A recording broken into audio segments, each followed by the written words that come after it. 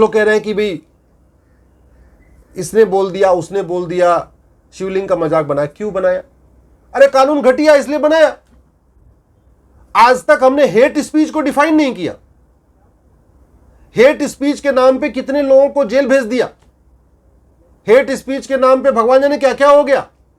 Hate speech क्या होती है डिफाइन ही नहीं किया गया। इसीलिए पुलिस जिसको चाहती है उसको जेल भेज देती है, उसके खिलाफ एफआईआर कर देती है, जिसको नहीं चाहती उसके खिलाफ एफआईआर नहीं होता।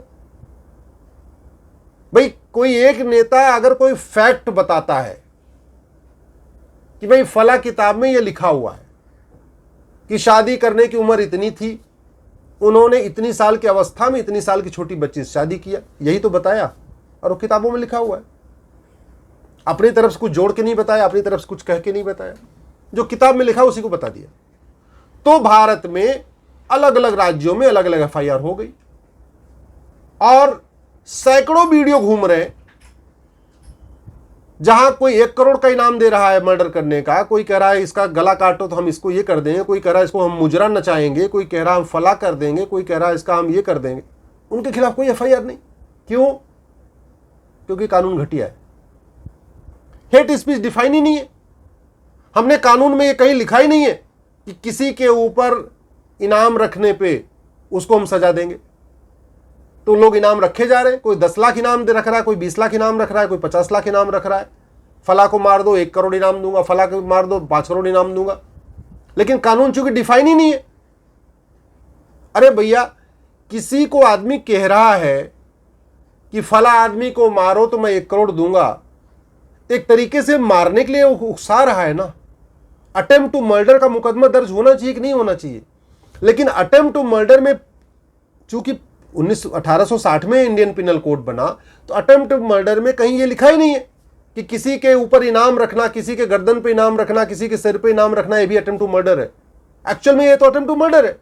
अगर मैं कहूं कि भाई आपको मार दो, जो आपको मारेगा उसको मैं 1 करोड़ इनाम दूंगा, तो मैं आपके हत्या का प्रयास तो करवा रहा हूं ना। तो एफआईआर होना चाहिए, लेकिन एफआईआर नहीं होता। क्यों? क्योंकि इंडियन पिनल कोड में कहीं लिखा ही नहीं है कि अटेम्प्ट टू मर्डर का प्रोविजन तो है, लेकिन अटेम्प्ट टू मर्डर में ये नहीं लिखा हुआ है कि किसी के ऊपर इनाम रखना भी अटेम्प्ट टू मर्डर है। इसलिए पुलिस एफआईआर नहीं करती, और एफआईआर कर भी लेगी तो बाद में छूट जाएगा, बाइज्जत बरी हो जाएगा। क्यों? क्योंकि कोर्ट तो कानून देखेगी, कानून में लिखा क्या है उसके हिसाब से अपना इंटरप्रिटेशन करेगी। मैं बार बार कह रहा हूं, जब तक विदेशी फंडिंग नहीं बंद होगी तब तक कोई भी देश विरोधी गतिविधि कम नहीं होगी। अलगाववाद कम नहीं होगा, माओवाद कम नहीं होगा, नक्सलवाद कम नहीं होगा, कट्टरवाद कम नहीं होगा, मजहबी उन्माद कम नहीं होगा, धर्मांतरण कम नहीं होगा, कुछ भी कम नहीं होगा। और विदेशी फंडिंग तभी रुकेगी जब एफसीआरए कानून खत्म हो और 100 रुपए से बड़ी नोट बंद हो और हवालाबाजों को फांसी देने के लिए कानून बने। दुनिया के कई देशों में हवाला करने वालों को फांसी दी जाती है। चाइना में फांसी दी जाती है और अमेरिका में 300 साल 400 साल सजा होती है जो हवाला मनी लॉन्ड्रिंग करता है। हमारे देश में केवल 3 से 7 साल सजा है। दूसरा, आपने कभी सोचा कि माल्या ने लूटा?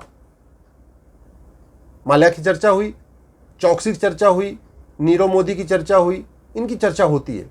इन्होंने कितना लूटा? किसी ने 1000 करोड़, किसी ने 2000 करोड़, किसी ने 3000 करोड़। माल्या ने लूटा तो सबको पता है, उसने लूटा और अय्याशी किया। चौकसी ने लूटा तो अय्याशी किया। नीरव ने लूट के अय्याशी किया।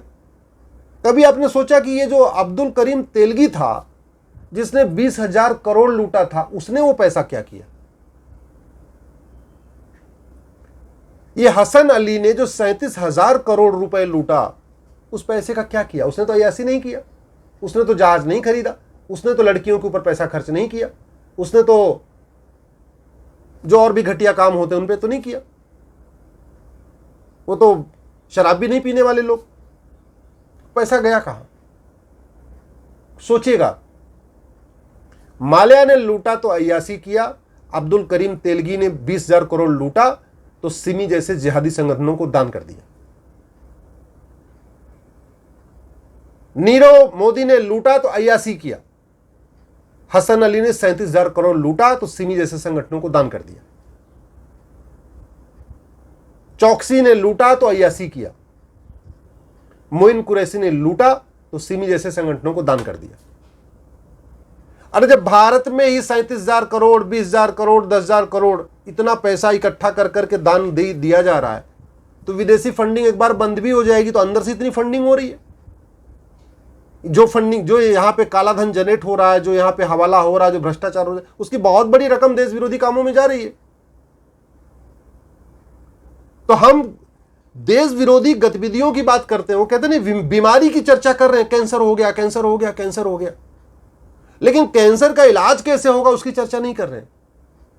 और एक बात और, बुखार में तो आपकी एक पैरासीटामोल खाने से बीमारी ठीक हो सकती है। भाई बुखार हुआ, एक पैरासीटामोल खा लिया, एक आधा और टैबलेट खा लिया, ठीक हो गया। लेकिन जहां कैंसर हो गया हो या किडनी फेल हो गई हो, तो वहां पैरासीटामोल खाने से, कोई टैबलेट खाने से ठीक होगा क्या? नहीं होगा। जब हमारे देश में जिहाद, कट्टरवाद, मजहबी उन्माद, नक्सलवाद, माओवाद, खालिस्तान पूरी तरीके से कैंसर का रूप ले चुका है, कश्मीर का अलगाववाद, पूर्वोत्तर का अलगाववाद, तो फिर एक दो काम करने से बात नहीं बनेगी। एक दो दवा खाने जैसे कैंसर ठीक नहीं होता, एक टैबलेट खाने से कैंसर या किडनी ठीक नहीं होती है। उसके लिए कई चीजें करनी पड़ती हैं, ऑपरेशन भी करना पड़ता है, कीमोथेरेपी भी करनी पड़ती है। वैसे इस देश में जो समस्याएं चल रही हैं, उसके लिए आपको FCRA कानून भी खत्म करना पड़ेगा, हवाला खिलाफ कठोर कानून बनाना पड़ेगा, और जो भारत के अंदर ब्लैक मनी जनरेट हो रही है इसको रोकना पड़ेगा। भारत के अंदर हर साल लगभग 15 लाख करोड़ रुपए की ब्लैक मनी जनरेट हो रही है। केंद्र और राज्य का टोटल बजट 70 लाख करोड़ है। केंद्र और राज्य का टोटल बजट 70 लाख करोड़। और ये तो आप भी मानते हैं कि बजट का 20% पैसा घूसखोरी, कमीशनखोरी, दलाली में चला जाता है। अगर 20% पैसा घूसखोरी, कमीशनखोरी, दलाली में जा रहा है और 70 लाख करोड़ बजट है, तो सीधे सीधे 14 लाख करोड़ आपका ब्लैक मनी बन गया भारत के अंदर। विदेशों से जो आ रहा है उसको छोड़िए, पहले भारत के अंदर देखिए, 14 lakh crore black money generate हो गई। इस 14 लाख करोड़ में माल्या टाइप के लोग भी ले जा रहे हैं, नीरो टाइप के लोग भी जा रहे हैं, चौकसी टाइप के लोग भी ले जा रहे हैं, अय्यासी कर रहे हैं, हेलीकॉप्टर खरीद रहे हैं, जहाज खरीद रहे हैं, फार्म हाउस खरीद रहे हैं, स्विमिंग पूल बनवा रहे हैं, बड़े बड़े बंगलो बनवा रहे हैं, सब कुछ कर रहे हैं। लेकिन इस 14 लाख करोड़ में हसन अली जैसे लोग भी तो ले रहे हैं, मोइन कुरैशी जैसे लोग भी तो ले रहे हैं, अब्दुल करीम तेलगी जैसे लोग भी तो ले रहे हैं, जो केवल लूट रहे हैं और देश विरोधी संगठनों की फंडिंग कर रहे हैं। तो जब तक विदेशी फंडिंग नहीं बंद होगी और भारत के अंदर जो ब्लैक मनी जनरेट हो रहा है ये नहीं बंद हो रहा है, ये नहीं बंद होगा, तब तक कुछ नहीं होगा। मैं आपको गारंटी के साथ कहता हूं, कुछ नहीं होगा। टीवी पे चर्चा हो जाएगी, सोशल मीडिया पे ट्रेंडिंग हो जाएगी, 2-4 लोग ट्वीट कर देंगे, मैं भी ऐसे बातें कह दूंगा, होगा कुछ नहीं, एक्चुअल में कुछ नहीं होगा। और हम जिस गति से विकास कर रहे हैं उससे कई गुना तेजी के साथ हम विनाश की तरफ आगे बढ़ रहे हैं। भारतीय संस्कृति के विनाश की तरफ हम बहुत तेजी के साथ बढ़ रहे हैं, और उस विनाश का मूल कारण होगा भ्रष्टाचार और जनसंख्या विस्फोट। जनसंख्या विस्फोट की चर्चा कई बार हो चुकी है। 2% जमीन हमारे पास, 4% हमारे पास पानी है, जनसंख्या दुनिया की 20% हो चुकी है, इसके बावजूद भी कानून की बात नहीं हो रही है। अरे भाई, भारत के सब लोग मर्डर नहीं करते ना, फिर भी मर्डर का कानून है। भारत में सब लोग बलात्कार नहीं करते, फिर भी बलात्कार का कानून है। भारत में सब लोग ट्रैफिक रूल नहीं तोड़ते, फिर भी ट्रैफिक रूल तोड़ने पे कानून है, पेनल्टी है, जेल है। भारत में सब चोरी डकैती नहीं करते, फिर भी चोरी डकैती अपराध है। तो भारत में सब लोग जनसंख्या विस्फोट नहीं करते हैं, तो फिर जनसंख्या विस्फोट का अपराध घोषित करने में दिक्कत कहां है? अगर सब लोग हम दो हमारे दो फॉलो कर ही रहे, फिर तो मैं कह रहा हूं आप जनसंख्या विस्फोट करने वालों को 20 साल जेल सजा कर दो, कोई फर्क ही नहीं पड़ेगा, सब लोग फॉलो कर रहे। जैसे सब लोग अगर ट्रैफिक रूल फॉलो कर रहे हैं तो आप ट्रैफिक रूल तोड़ने वालों को 10 साल सजा दे दो, क्या फर्क पड़ेगा? भाई जो ट्रैफिक रूल तोड़ेगा नहीं उसको सजा होगी नहीं। तो जब सब लोग जनसंख्या नियंत्रण कर रहे हैं, हम दो हमारे दो फॉलो कर रहे हैं, तो कानून बनाने में दिक्कत कहां है? कोई नेता कह रहे हैं धर्मांतरण की नियंत्रण कानून जरूरत नहीं है। अरे क्यों?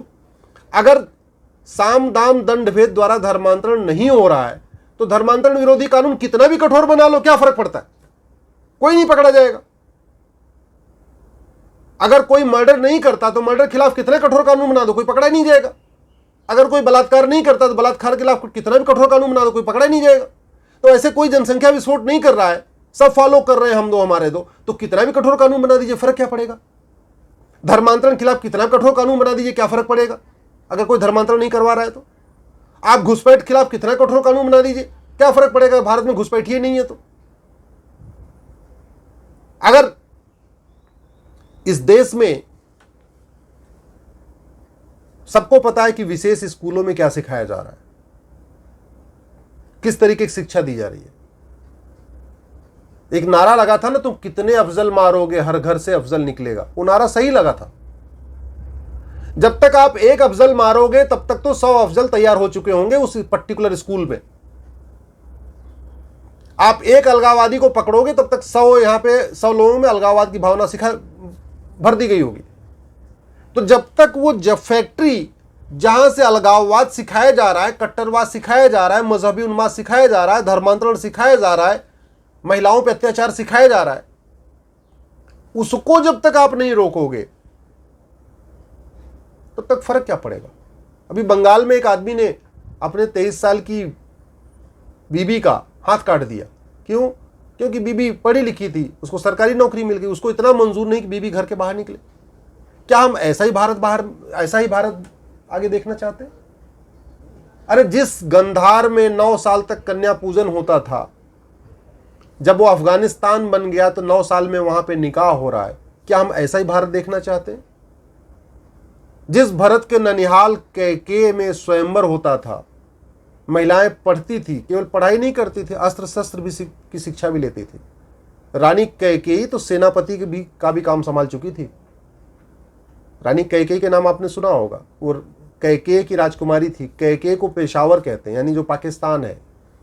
तो जिस पाकिस्तान में उस जमाने में लड़कियां पढ़ती थी, लिखती थी, शस्त्र शास्त्र की शिक्षा लेती थी और स्वयंवर करती थी, आज वहां लड़कियों को बाहर निकलना मुश्किल हो गया है, बुर्के में कैद हो गई हैं। क्या हम ऐसा ही भारत चाहते हैं? जिस पर्शिया में महिला पुरुष बराबर होते थे, महिलाएं स्कूल जाती थी, कॉलेज जाती थी, डॉक्टर बनती थी, इंजीनियर सब कुछ करती थी, वो ईरान बना है, लड़कियां घर में कैद हो गई हैं। क्या हम ऐसा ही भारत चाहते हैं? एक बार आप लोग इसको सोचिएगा। और मैं बार बार कह रहा हूं, समस्या की चर्चा करके समस्या खत्म नहीं होगी, बीमारी की बात करके बीमारी खत्म नहीं होगी। आपको दवा बनाना ही पड़ेगा, और दवा है अच्छा कानून। जितना अच्छा कानून होगा, जितना कठोर कानून होगा, उतना लोग ठीक से रहेंगे। कानून अच्छा होगा, भ्रष्टाचार खत्म होगा, तो नक्सलवाद खत्म होगा, माओवाद खत्म होगा, कट्टरवाद खत्म होगा, मजहबी उन्माद खत्म होगा, अराजकता खत्म होगी, और सब मिलके भाईचारे के साथ रहेंगे।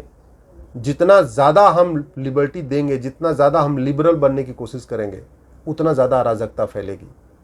और अंत में एक बात कहना चाहूँगा, अगर हम पर्शिया के रास्ते पे चलेंगे तो आज नहीं तो कल ईरान बन जाएंगे, और चीन के रास्ते पे चलेंगे तो आज नहीं तो कल विश्व महाशक्ति बन जाएंगे।